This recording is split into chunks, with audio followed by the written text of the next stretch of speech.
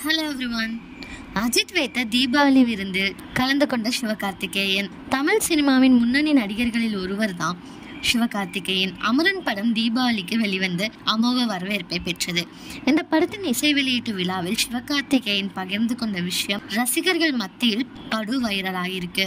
தனது நண்பரின் கெட் டுகெதற்காக சிவகார்த்திகேயன் சென்றிருந்த போது அங்கு நடிகர் அஜித்தை சந்தித்ததாகவும் அவர் தன்னை புகழ்ந்து பேசியது குறித்து அமரன் இசை வெளியீட்டு விழா மேடையில் சிவகார்த்திகேயன் பகிர்ந்து கொண்டாங்க.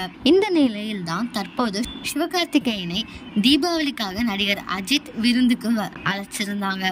இதில் சிவகார்த்திகேயன், மிர்ச்சி சிவா உள்ளிட்ட பலரும் கலந்து கொண்டாங்க.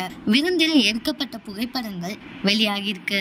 தமிழகத்தில் உச்ச நட்சத்திரமாக இருப்பவர்கள் அஜித் குமார்.